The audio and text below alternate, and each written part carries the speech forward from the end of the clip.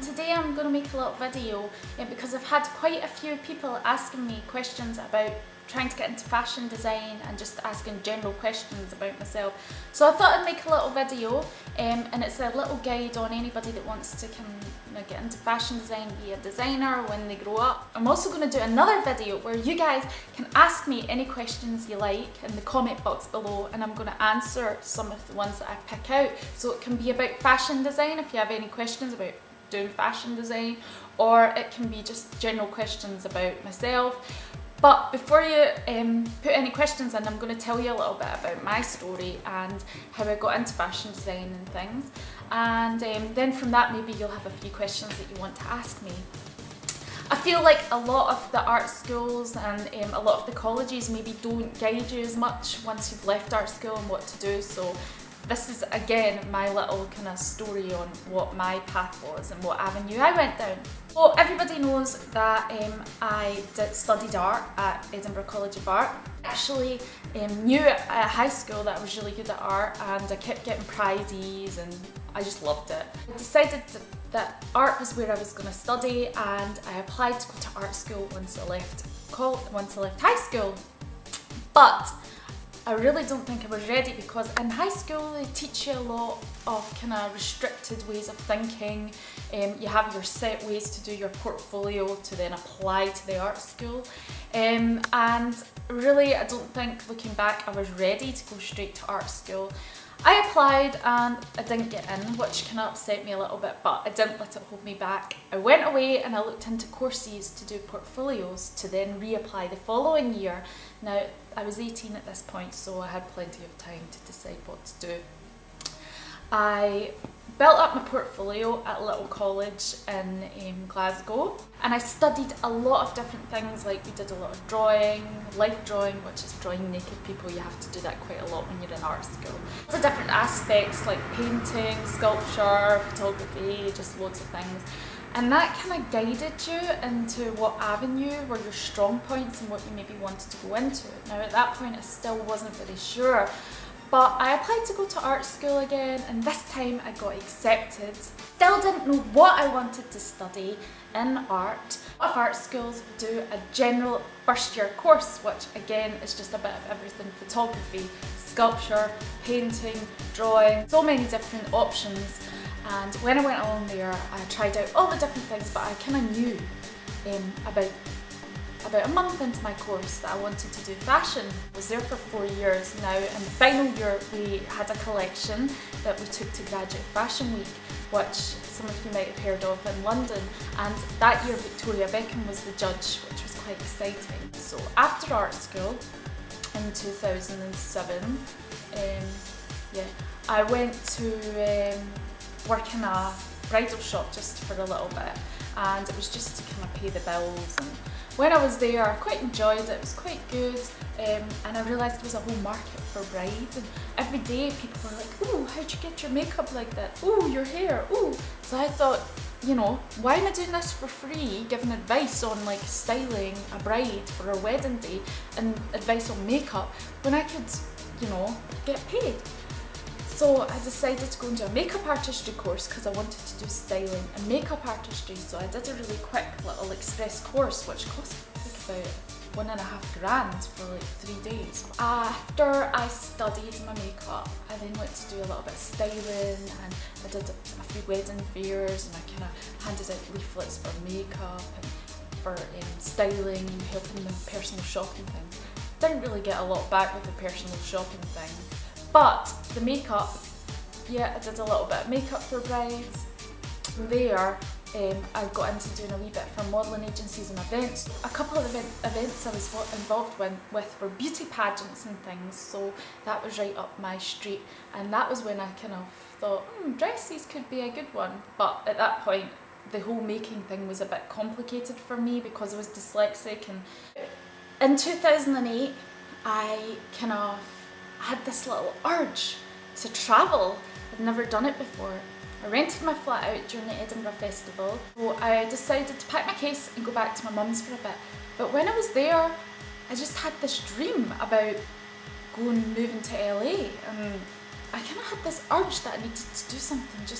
I was in a rut, and things weren't really going great for me. I was trying to work out where I was going in life and what avenue to go down, and it was just really confusing. So I thought, I'm gonna just go and have a look online. Now, my mum at this point had the DVD Secret on. I don't know if any of you have watched it, but it's kind of really motivational. It's like, yeah, it's American. It's like, come on, think positive. Positive things come to positive people.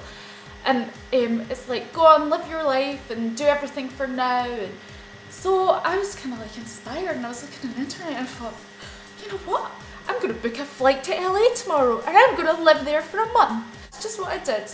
I booked my flight on the Saturday night and left on the Sunday morning, because you know what? I would have much rather stayed in LA for a month than in Inverkit, which is a tiny village that my mum lived in with like no shops. How was I going to survive that? I booked my flight, and the next morning packed my bags and went off to the airport. It was so scary. I just didn't know anybody there. I had went onto Craigslist, which is kind of Gumtree in the UK, and found an apartment, and I didn't really know who I was living with, where. I had never been to LA in my life, and I don't know what the urge was, but I just thought, I want an adventure. Turned up and lived with a really nice girl.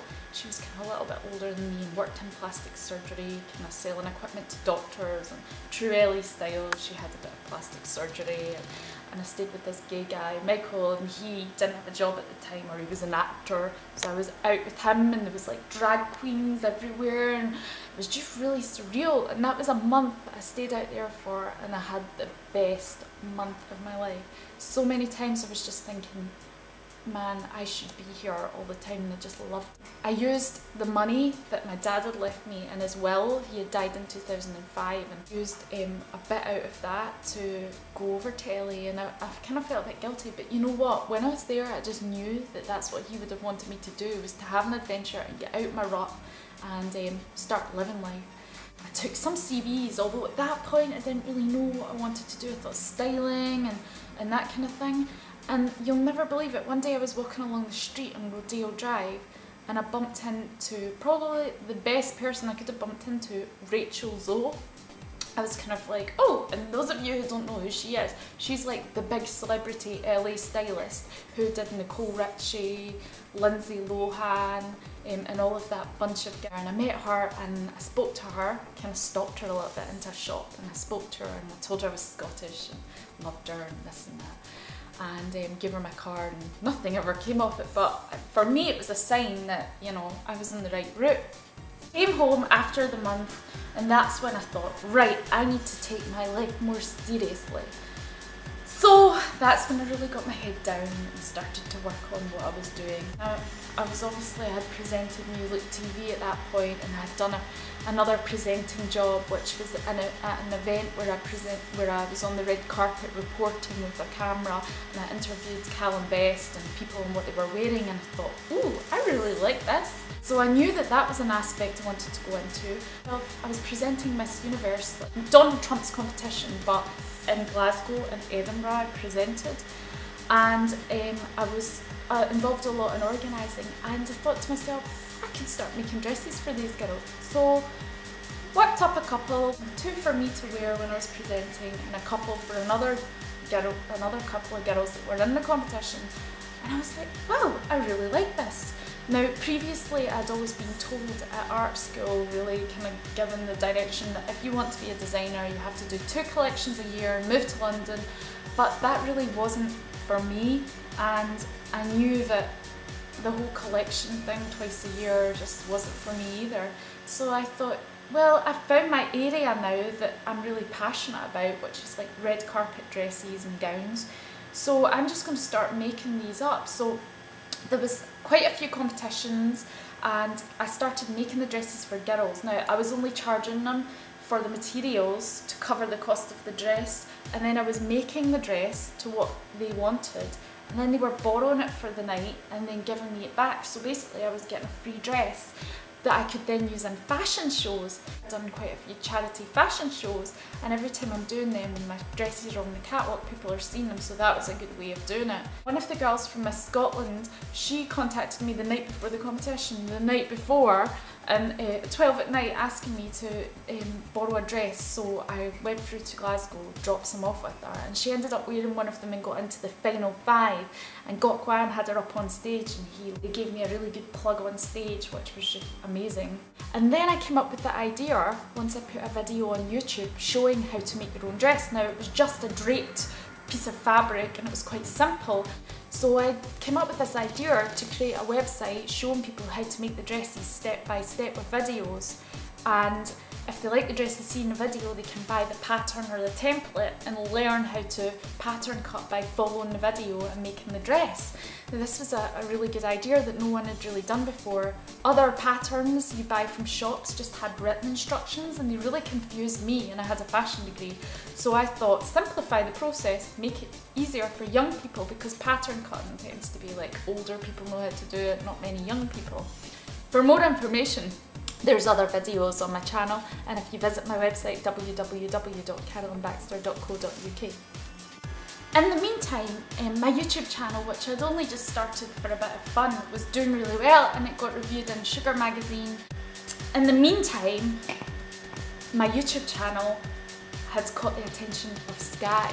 Now, I was just minding my own business one day, a couple of days before my birthday in April, and they phoned me and asked me, well, they phoned me and said to me, we really like your YouTube channel and we were interested in you coming down to London to audition to be a presenter for a Sky One makeover show.